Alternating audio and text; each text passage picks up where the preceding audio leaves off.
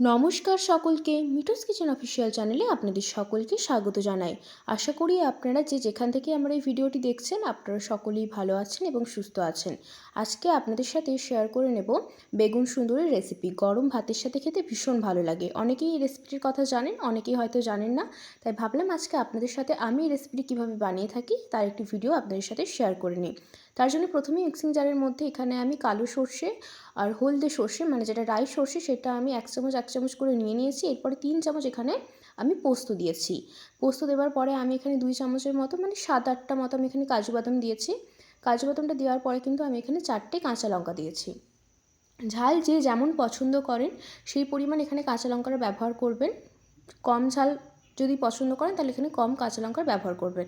সামান্য পরিমাণ জল দিয়ে কিন্তু আমি একটা স্মুথ পেস্ট বানিয়ে নিয়েছি। এরপরে বেগুনগুলো আমি এখানে প্রথমে কেটে নিয়েছিলাম। বোটা শুদ্ধ কিন্তু মাঝখান থেকে ফালি করে আমি কেটেছি। কাটার পরে কিন্তু আমি এখানে খুব ভালো করে বেগুনগুলো ধুয়ে নিয়েছি। বেগুনগুলো ধোয়ার আগেও কাটার আগেও কিন্তু আমি ধুয়ে নিয়েছিলাম। তারপরে আমি কাটার পরেও একবার ধুয়ে নিয়েছি। এরপরে কিন্তু এর মধ্যে সামান্য পরিমাণ নুন, হলুদের গুঁড়ো আর সামান্য পরিমাণ লঙ্কার গুঁড়ো এখানে আমি মাখিয়ে দেবো। নুন, হলুদ, লঙ্কার গুঁড়ো কিন্তু খুব ভালো করে মাখাতে হবে। আমি এখানে নুন, হলুদ, লঙ্কার গুঁড়োটা মাখিয়ে দিচ্ছি। আপনারা যদি মাখিয়ে রাখতে না চান তাহলে কিন্তু কড়াই যখন ভাজবেন এটা তখনও কিন্তু তেলের মধ্যে নুন, হলুদ, লঙ্কার গুঁড়ো তেলের মধ্যেও দিয়ে কিন্তু ভাজতে পারেন। তবে আমার মনে হয় কি নুন, হলুদ, লঙ্কার গুঁড়োটা একটু যদি মাখিয়ে 10-15 মিনিট রাখা যায় তাহলে নুনটা যেহেতু থাকে সেই জন্য কিন্তু বেগুনগুলো একটু নরম হয়ে যায়। সেই জন্যই কিন্তু এখানে আমি নুন, হলুদ আর লঙ্কার গুঁড়ো 3টে একসাথে আমি এখানে মাখিয়ে নিয়েছি। খুব ভালো করে কিন্তু বেগুনের সাথে এটা মাখিয়ে নিতে হবে। আর বেগুন যখন ভাজা হবে লঙ্কার গুঁড়োটা দেওয়ার ফলে কিন্তু খুব সুন্দর একটা লালচে কালার হবে। এই জন্য কিন্তু আমি এখানে লঙ্কার গুঁড়োটা ব্যবহার করেছি।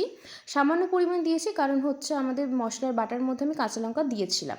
মাখিয়ে কিন্তু আমি 10-15 মিনিট মতো রেখে দিয়েছিলাম। এরপরে কিন্তু আমি এখানে কড়াইয়ে সাদা তেলে আমি পুরো রান্নাটা করছি। আপনারা যারা সর্ষের তেল ব্যবহার করতে চান তারা সর্ষের তেলেও করতে পারেন, কোনো অসুবিধা নেই। সর্ষের তেলে করলে ভীষণই ভালো হয়। তবে আমার মতে আমি এখানে সাদা তেলেই রান্নাটা করেছি। এরপরে কিন্তু বেগুনগুলো দিয়ে ঢাকা দিয়ে কিন্তু লো টু মিডিয়াম ফ্লেমে আমি 7-8 মিনিট কিছুক্ষণ ঢাকা দিয়ে রেখে দিয়েছিলাম। তারপরে কিন্তু ঢাকা খুলে আবারও অপর দিকটা আমি পাল্টে দিচ্ছি।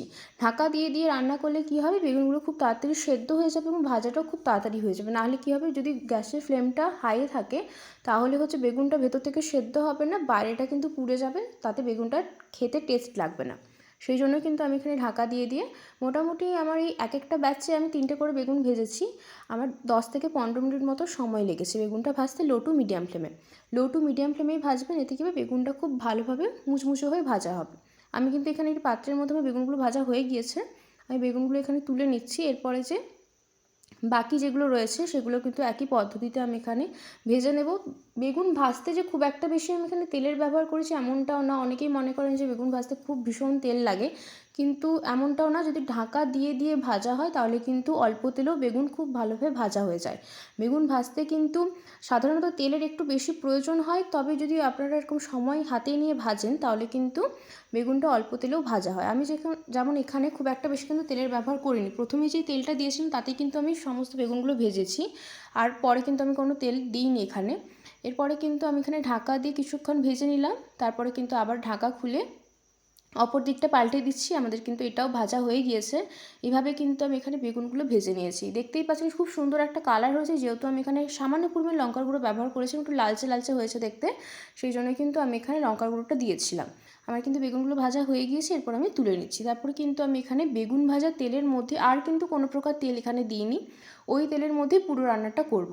সামান্য পরিমাণ এখানে কালো জিরে দিয়েছি। কালো জিরে দিলে কিন্তু রান্নার টেস্টটা অনেকটা বেড়ে যায়। কালো জিরে দেওয়ার পরে কিন্তু আমি এখানে যে পোস্ত, কাঁচা লঙ্কা, কাজু বাদাম, সর্ষে যে পেস্টটা রেখেছিলাম সেটাও কিন্তু আমি এর মধ্যে দিয়ে দিয়েছি। তারপরে সামান্য পরিমাণ এখানে হলুদের গুঁড়ো দিয়েছি আর সামান্য পরিমাণ নুন দিয়েছি।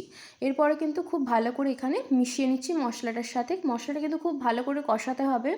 আর একটা কথা, এখানে আমি সর্ষের পরিমাণটা কম রেখেছি, পোস্তের পরিমাণটা বেশি রেখেছি।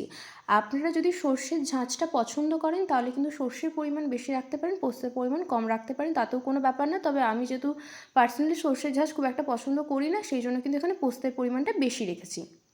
এরপরে কিন্তু আমি ফেটিয়ে রাখা টক দই, আমি বড় চামচে 3 চামচ টক দই এখানে ব্যবহার করেছি, সেটা কিন্তু আমি ফেটিয়ে নিয়েছিলাম খুব ভালো করে। সেই ফ্যাটানো টক দইটা এর মধ্যে আমি দিয়ে দিয়েছি।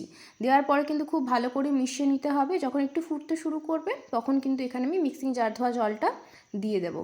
জলটা কিন্তু আপনারা বুঝে শুনে দেবেন। আমি কিন্তু এখানে একটু গা মাখা করবো, সেই জন্য কিন্তু এখানে খুব একটা বেশি পরিমাণে আমি জলের ব্যবহার করিনি। আপনারা যদি একটু পাতলা গ্রেভি করতে চান তাহলে কিন্তু জলটা একটু বেশি দিতে পারেন।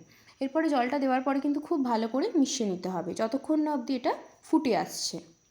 এরপরে দেখুন গ্যাসের ফ্লেম কিন্তু লো টু মিডিয়ামে রেখে প্রায় 6 থেকে 7 মিনিট পর এখানে আমি খুব সুন্দর করে এটা ফুটিয়ে নিচ্ছি। একটু ফুটিয়ে নিতে হবে, তাহলে গ্রেভিটা একটু গাঢ় হবে, যেহেতু আমি গা মাখা করবো সেই জন্য কিন্তু একটু ফুটিয়ে নিয়েছি। এরপরে কিন্তু ঠিক এই পর্যায়ে যখন গ্রেভিটা ফুটে আসবে ঠিক সেই সময় কিন্তু গ্যাসের ফ্লেমটাকে একটু লো করে আমি এখানে আগে থাকতে ভেজে রাখা বেগুনগুলো এর মধ্যে এক এক করে দিয়ে দিচ্ছি। রান্না কিন্তু আমাদের অলমোস্ট কমপ্লিট। বেগুনটা দেওয়ার পরে কিন্তু হালকা হাতে নাড়াচাড়া করতে হবে, কারণ যেহেতু বেগুন নরম জিনিস সেই জন্য কিন্তু যদি খুন্তির শেক কাটা হয়ে যায় তাহলে কিন্তু একেবারেই ভালো হবে না। সেই জন্য কিন্তু আমি এখানে বেগুনটা দিয়ে হালকা হাতে নাড়াচাড়া করে 5 থেকে 6 মিনিট মতো এখানে আমি ফুটিয়ে নিয়েছিলাম। তাহলে কিন্তু আমাদের রেসিপিটা রেডি হয়ে যাবে। গরম ভাতের সাথে অনবদ্য লাগে খেতে। যারা বানিয়েছেন, যারা খেয়েছেন তারা তো জানেন, আর যারা বানাননি তারা কিন্তু এই রেসিপিটা ফলো করে একবার হলেও বাড়িতে বানাবেন। এখন কিন্তু বাজারে অ্যাভেলেবেল ফ্রেশ বেগুন পাওয়াই যাচ্ছে। শীতকালে তো ভীষণ ভালো ভালো বেগুন পাওয়াই যায় বাজারে। তাই একবার হলেও কিন্তু এই রেসিপিটা ফলো করে বাড়িতে বানানোর অনুরোধ রইল। রেসিপিটা আপনাদের কেমন লাগলো অবশ্যই কমেন্ট করে জানাবেন। যদি ভালো লেগে থাকে অবশ্যই করে আমার চ্যানেলটিকে সাবস্ক্রাইব করবেন, লাইক শেয়ার কমেন্ট করতে ভুলবেন না। আর এরকম নিত্য নতুন রেসিপি পেতে আমার চ্যানেলের পাশে থাকবেন। আমাদের কিন্তু এটা হয়ে গিয়েছে। আমি দেখলেন যে বেগুনটা দেওয়ার পরে কিন্তু 6 থেকে 7 মিনিট মতো একটু ফুটিয়ে নিয়েছিলাম, যাতে খুব ভালোভাবে বেগুনের সাথে গ্রেভিটা মিশে যায়, সেই জন্য কিন্তু এখানে আমি ফুটিয়ে নিয়েছিলাম। এরপরে কিন্তু একটি পাত্রের মধ্যে আমি সার্ভ করে নিচ্ছি। দেখতে যতটা না সুন্দর হয়েছে, গরম ভাতের সাথে খেতে কিন্তু ভীষণই ভালো হয়।